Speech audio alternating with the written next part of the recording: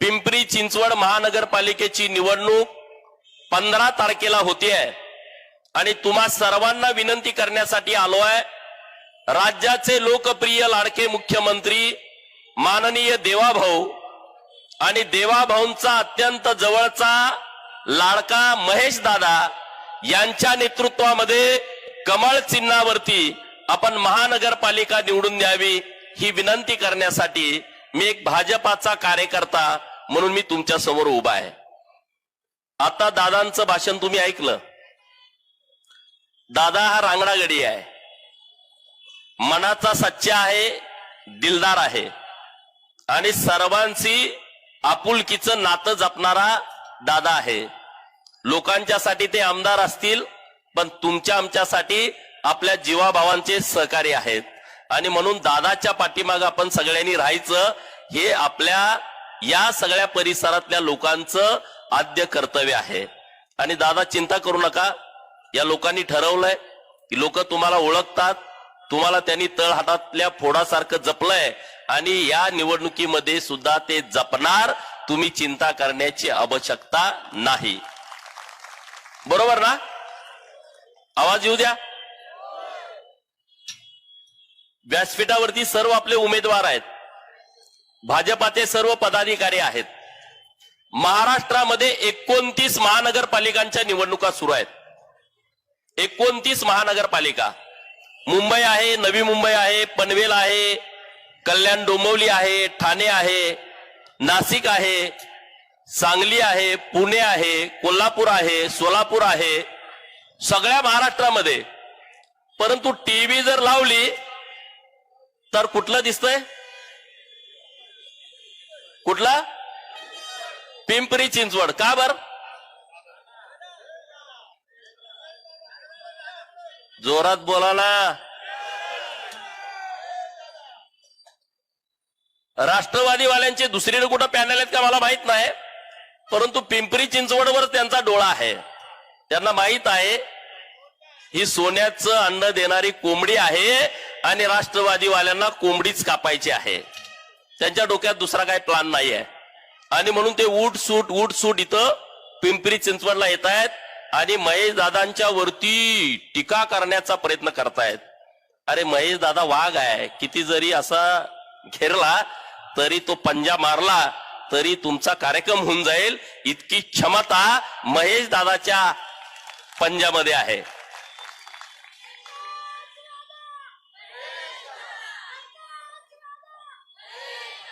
देवाभाऊंचं भाषण ऐकलं, तुम्ही ऐकलं असेल आजच्या सभेमधलं। मी मुंबईमधून येताना त्यांचं भाषण गाडीमध्ये ऐकलं। पिंपरी चिंचवडसाठी देवाभाऊनी आणि महेश दादांनी जे केलंय ते गेल्या 40 वर्षामध्ये महाराष्ट्रामध्ये ज्यांनी राजकारण केलं त्यांना ते जमलेलं नाही आहे। त्यांनी आता उगच काहीतरी आम्ही पुण्यात हे करू, पिंपरी चिंचवडमध्ये ते करू, अशा वल्गना करण्याची आवश्यकता नाही आहे। या महाराष्ट्राला देवाभाऊंसारखं दूरदृष्टीचं नेतृत्व मिळालं आहे। हे 24 कॅरेटचं सोनं आहे देवाभाऊ। हे देवाभाऊ हे नेतृत्व आपण सगळ्यांनी जपलं पाहिजे, तर आणि तरच या महाराष्ट्राचा सर्वांगीण विकास होणार आहे। या महाराष्ट्रामध्ये 40 शहरामध्ये 50% जनता राहते आहे। 28,000च्या वर ग्रामपंचायती महाराष्ट्रामध्ये आहेत। 28,000 ग्रामपंचायतच्या गावामध्ये जितकी लोक राहत आहेत तितकीच लोक हे 400 शहरात राहत आहेत आणि त्यातली 40% लोक ही 29 महानगरपालिकेच्या क्षेत्रामध्ये राहत आहेत।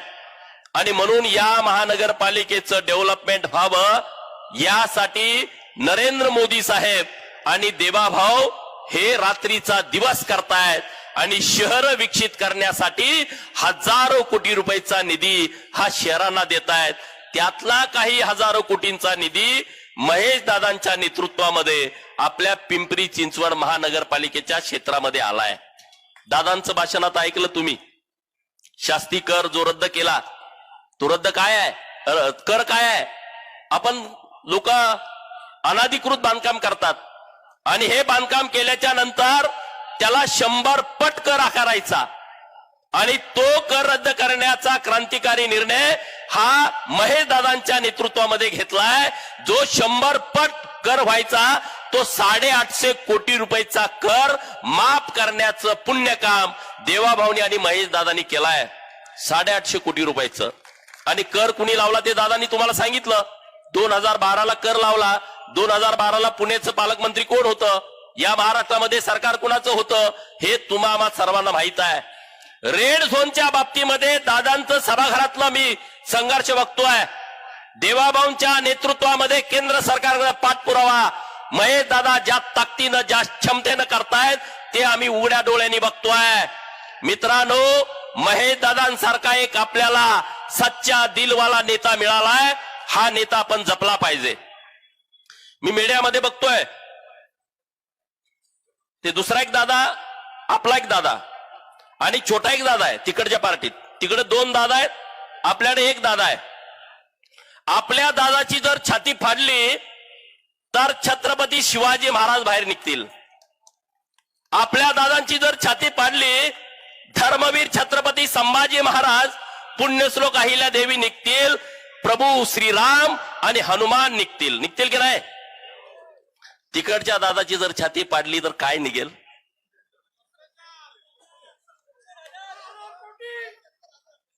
मी म्हणत नाही. तिकडच्या दादाची जर छाती फाडली तर 10, 15, 20 कारखाने ढापलेले निघतील. तिकडच्या दादाची जर छाती पाडली तर पिंपरी चिंचवड मधले आणि पुणे महानगरपालिकेतले अनेक सातबारे निघतील. तिकडच्या जर दादाची छाती फाडली तर अनेक भ्रष्टाचाराची प्रकरणं निघतील. दादातला सुद्धा फार मोठा फरक आहे.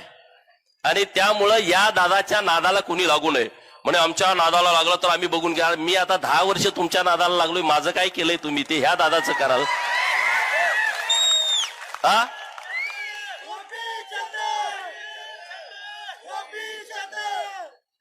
आम्हाला यात जायचं नव्हतं.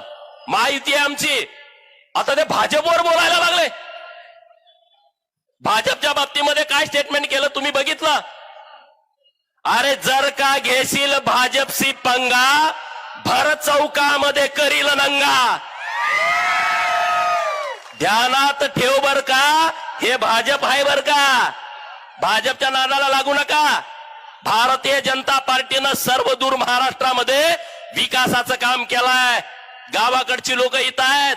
अरे तुमच्या शेतामध्ये पाणी देण्याचं पुण्य काम देवाभाऊने केलाय. तुमच्या गावाकडे जाणारा डांबरी रस्ता, कॉन्क्रीटचा रस्ता देवाभाऊंच्या आणि नरेंद्र मोदी साहेबांच्या सरकारनं केलाय. आज जे पिंपरी चिंचवडचा विकास करू म्हणतायत त्यांना माझं एकच आव्हान आहे. बारामती तालुक्यामध्ये मी 2019 ची निवडणूक लढवली होती. सुपा, पळसी, मासाळवाडी, मोरगाव, अरे या गावाला पिण्याचं आणि शेतीचं पाणी नाही. 40 वर्ष तुम्ही महाराष्ट्राच्या राजकारणामध्ये आहे. तिथला टँकर तुम्हाला बंद करता आला नाही. देवाभाऊनी आता तो टँकर बंद केलाय. तुम्ही पिंपरी चिंचवडकडे इतक्या लांब कशासाठी येताय? काय इथं? अरे इथं आमचा नेता सक्षम आहे ना. महेशदादा रात्रंदिवस राबतो लोकांच्यासाठी, कार्यकर्त्यांच्यासाठी, जीवाभावाच्या कार्यकर्त्यांच्यासाठी भावासारखं प्रेम देतो. तो रोहित पवार सुद्धा दादावर बोलायला लागलाय. अरे शेंबूड काढायचं कळतो का तुला? तू दादावरती बोलतो. महेशदादा काय सोन्याचा चमचा तोंडात घेऊन जन्माला आलेला आमदार नाही आहे. तो इथल्या मातीतल्या लोकांनी, महाराष्ट्रातल्या गावगाड्यातल्या इतर राहिलेल्या लोकांनी नेता तयार केलेला आहे. तो असा काय रेडीमेड नाही, घराणेशाहीतनं जन्माला आलेला नेता नाही महेशदादा. बाप गेला का पोरगा, पोरगा गेला का नातू, त्या प्रक्रियेतनं महेशदादा आमदार झालेला नाही. महेशदादा इथल्या लोकांच्या प्रेमावरती तयार झालेला नेता आहे. आणि या परिसराचं डेव्हलपमेंट होण्याच्या दृष्टिकोनातून जे जे काही करावं लागेल ते करण्याची ताकद महेशदादांच्या मध्ये आहे. देवाभाऊ मुख्यमंत्री झाल्याच्या नंतर महाराष्ट्रामध्ये काय बदल झालेत तुम्हाला आणि आम्हाला सगळ्यांना माहित आहेत. मुंबई मधली परिस्थिती तुम्ही बघताय. आज हे जे मेट्रो सिटी आहेत या सगळ्या सिटीला डेव्हलपमेंट करायचं काम देवाभाऊनी केलेलं आहे. जेव्हा काँग्रेस आणि राष्ट्रवादीचा मुख्यमंत्री होता तेव्हा 11 वर्षामध्ये 13 किलोमीटर मेट्रोचं काम केलं होतं. किती? 11 वर्षामध्ये 13 किलोमीटर.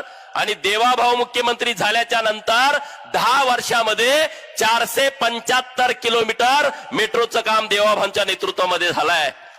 अरे पुण्यामध्ये जायचं धाडस होत नाही, इतकं मोठं ट्रॅफिक पुण्यामध्ये आहे. पुण्यामध्ये गेलं तर 2-3 तास बाहेरच पडत नाही.